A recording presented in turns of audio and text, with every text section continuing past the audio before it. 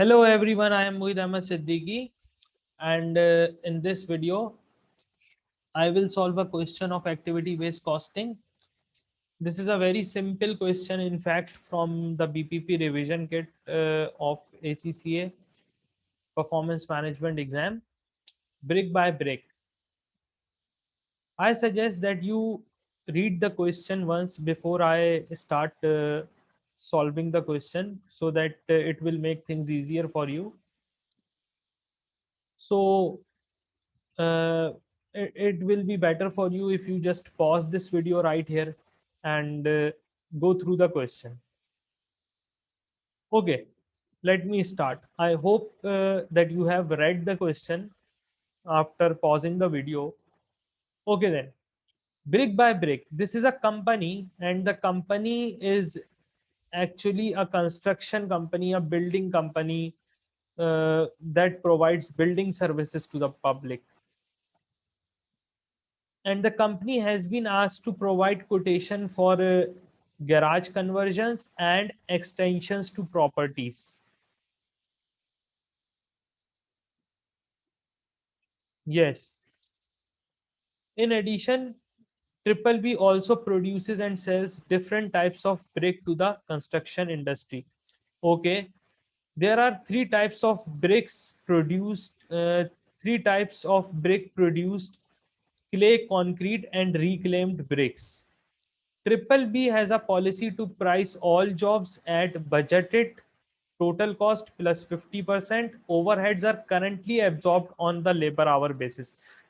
The company currently absorbs overheads on the basis of labor hours, but wants to switch to activity based costing system. So you are very much likely, in my opinion, you are very much likely to get a question like this in the exam, where you will be required to calculate the difference, or where you will be required to show the difference, or you will be required to calculate, you can say, you can calculate to calculate absorption of overheads under the two approaches: activity based costing and the traditional absorption costing approach. So, in this question, the company absorbs overheads to products on the basis of labor hours. And the very first requirement of the question actually requires us to calculate the total overheads absorbed to product GC on the basis of labor hours. In total, we have 40,000 labor hours, and the total overhead cost is how much? Is 400,000. The total overhead cost is $400,000. So when we will absorb overheads on the basis of labor hours, how much overhead for each labor hour will be absorbed? So we need to calculate overhead cost per labor hour. And how much will this be? We can calculate it by simply taking 400,000, that's the total cost of overheads, divided by 40,000, which is the number of labor hours. 400,000 divided by 40,000. So it will be $10 per hour. So for each labor hour, the company will absorb $10 of overhead to product GC. And how many labor hours a unit of GC takes? It takes 300 labor hours. So the overheads absorbed to each unit will be overhead cost per unit for GC will be how much? Will be 300 hours multiply by $10. It will be how much? It will be 300 multiply by 10 is equals to 3000. Sorry, 300 not 3,000, 300 multiplied by 10, $3,000. So this is the first requirement of the question. You can see how easy it is. How easy it is. You can only do it in a matter of less than a minute. Okay. What are the total overheads assigned to GC using ABC principles in respect of supervisor costs? Okay. Now we are required to calculate the amount of supervisor cost allocated to GC, absorbed to GC on the absorbed to GC. So, on which basis supervisor costs are absorbed? Supervisor costs are absorbed on the basis of site visits. Supervisor costs are absorbed on the basis of site visits, and we are also given some information here. A GC requires only one site visit by a supervisor. So each unit of GC that is produced actually requires only a single site visit by the supervisor. Okay. And how much amount does a site visit takes? How much amount or how much overhead, how much supervisor cost does a site visit take? There are 500 site visits and 9,000 dollar of supervisor cost is incurred, and the cost driver for supervisor cost is the site visit. So each visit, or you can say each visit that supervisor makes takes how much, of the supervisor cost? How will we find out? We will simply divide the supervisor cost. We will simply divide the supervisor cost by the number of site visits, by the number of site visits. So it will become how much?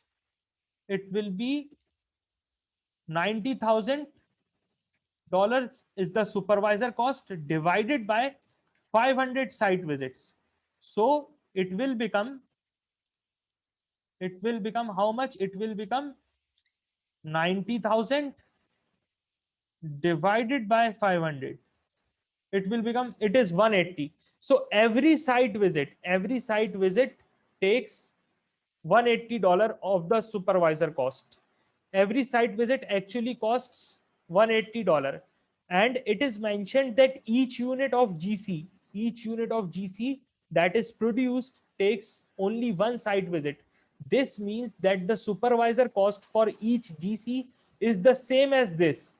since there is only one visit since there is only one visit and there are 500 visits, and the cost of each visit is $180. This is the cost of each site visit. Actually, this is the cost of each visit.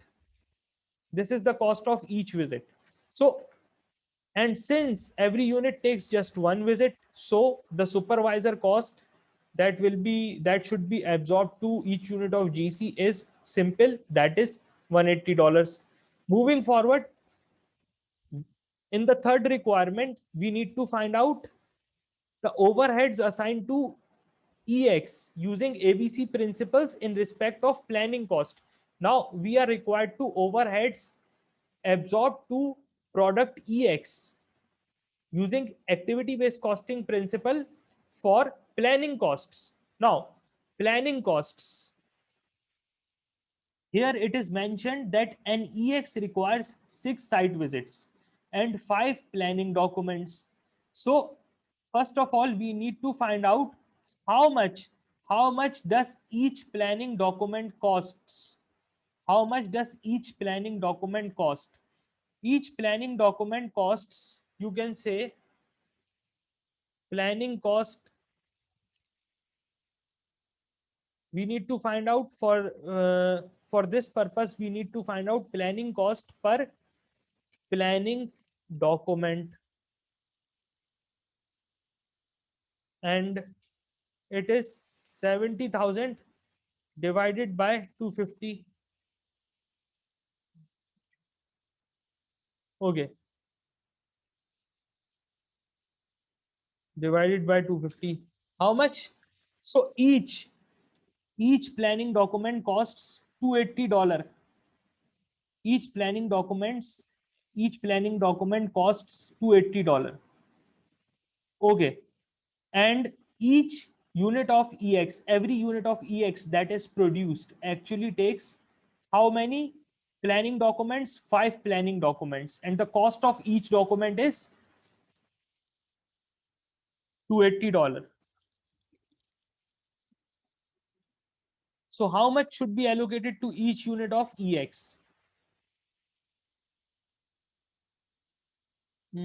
Overhead assigned to, okay, planning cost for each unit of EX. How will we find out? We will simply take as each as every unit of EX requires 5 documents and each document costs $280. So we will take uh, so we will take 5 planning documents and we will multiply this and we will multiply 5 by the cost for each document, that is $280. So it will be 5 multiplied by 280, it will be $1,400. So this is the planning cost for each unit of EX that is produced. $1,400. $1,400 is the planning cost for each unit of EX that is produced.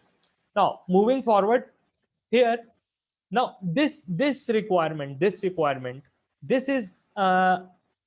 this is an interesting one, and you need to get a good understanding of the concept that is given in this requirement. Here it is obvious the question is making it clear to you that overheads absorbed under activity based costing, the amount of overheads absorbed in activity based costing is different as compared to the amount absorbed under absorption costing. What are the implications? So what are the implications? Actually, what are the implications of this? Of, what are the implications of this particular situation? That when we absorb overheads using activity based costing, the overhead absorption changes, the amount of overheads absorbed changes, the amount of overhead absorbed changes. The overhead absorbed under ABC are different. As you can see, for product GC, the amount of overhead absorbed is $11,000 under absorption costing, and uh, in activity based costing the amount has reduced from the amount has reduced to $10,260. Similarly, the amount absorbed to each unit of EX under absorption costing is $20,500, but this amount uh, has increased. This amount has increased to $20,980 in ABC costing. So what are the implications? You need to understand what does this mean? What does this mean? So here we are given two statements, and the question requires us to identify whether these statements or which of these statements is or are true or false. Changing to a system of activity based costing should lead to a more competitive price being charged for the GC. Now, when actually activity based costing is considered, is deemed to be a better way of absorbing overhead cost to products.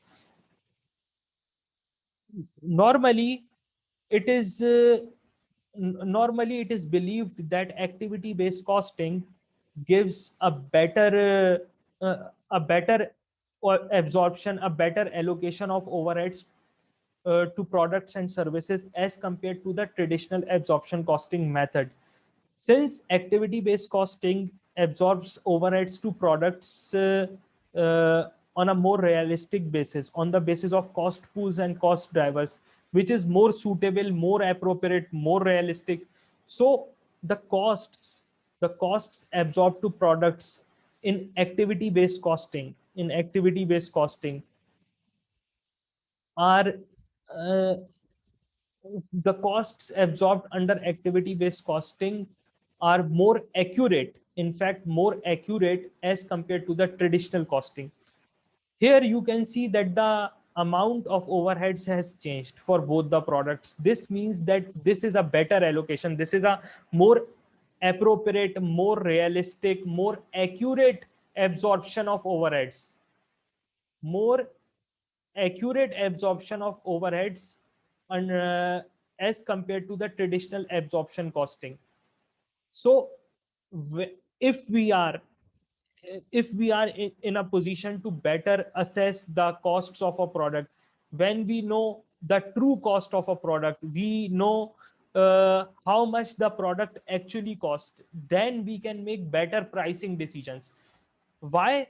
Because as you know from your previous studies, you should be aware of the fact that we calculate cost for a product, we calculate cost for a product or service, and we add a markup or a margin to find the selling price. Now here, activity based costing produces more accurate costs, gives us more accurate costs for the products or services. Here activity based costing has given us a more accurate cost for the two products as compared to the traditional absorption costing.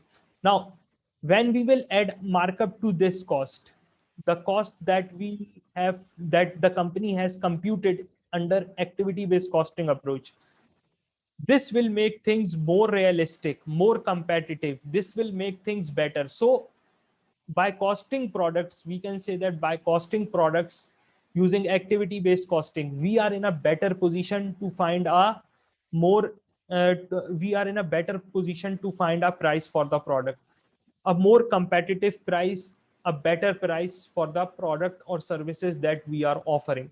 That's why the first statement is correct. Moving forward, the second statement says using ABC would cause total overhead cost to increase. No, not at all. Why? Because activity based costing uh, is a method for calculating, for computing overheads, is a method for allocating, absorbing, you can say for computing, for calculating overheads, but it has nothing to do with the actual cost, with the actual cost of overhead that is incurred. The actual cost will remain the same. Now here the total cost of overheads is 400,000, and the total cost for overhead that we are that the company is incurring, that the company is that the company is that the company has for the entire, for all its activities will remain the same, will remain the same, but the method of calculating, but the method of absorbing these overheads, allocating these overheads will change under activity based costing. So activity based costing has nothing to do with either increasing or decreasing overhead cost for a product or for a service, because it is only a method of computation, it is only a method of computation. It has nothing to do with the actual activities of an organization. It is only a method, it is only a method for management accountants, it is only a technique for management accountants to compute overheads, but it cannot increase or decrease your overall overhead costs in any way. Okay, the last, so this statement, the second statement is false. The last requirement, which of the following statements about brick by brick and the use of ABC is true? The first statement, the traditional absorption approach gives a better indication of where cost savings can be made. The traditional absorption approach gives a better where cost savings can be made. No, activity based costing, in fact activity based costing gives a better indication of where cost savings can be made. How activity based costing does this? Because activity based costing identifies activities that actually incur cost, identifies activities that actually incur cost. And once we know the activities because of which we are incurring cost, we can perform the activities in a better way, we can perform the activities in a better way to reduce or to control our costs.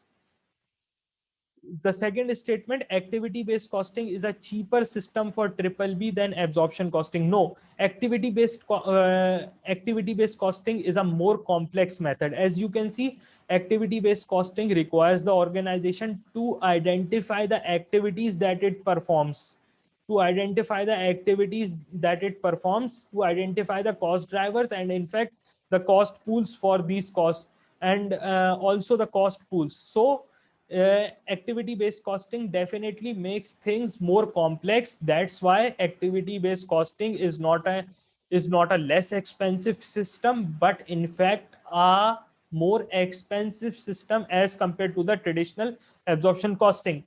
That's why statement 2 is also incorrect. Now, moving forward, activity based costing eliminates the need for cost apportionment.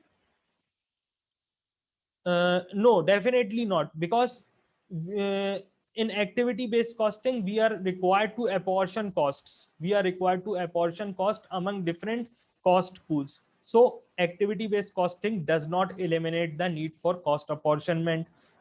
Last, so all the three statements are incorrect. So it is obvious that the last statement should be correct, because the question requires us to identify the statement that is true. So the last statement is true. And this statement says that ABC improves pricing decisions. I have already told you how activity based costing leads us to better pricing decisions. Okay, then. So the last statement is correct. I hope that you like this video. I have made a lot of concepts. I think that I have made a lot of concepts of activity based costing clear in this video. Thanks for watching. It was Mueed Ahmed Siddiqui. Do let me know if you need any kind of assistance. I am available on the social media platforms like Facebook and WhatsApp. Do let me know if you need assistance. Thank you very much and hope to see you soon. Thank you very much.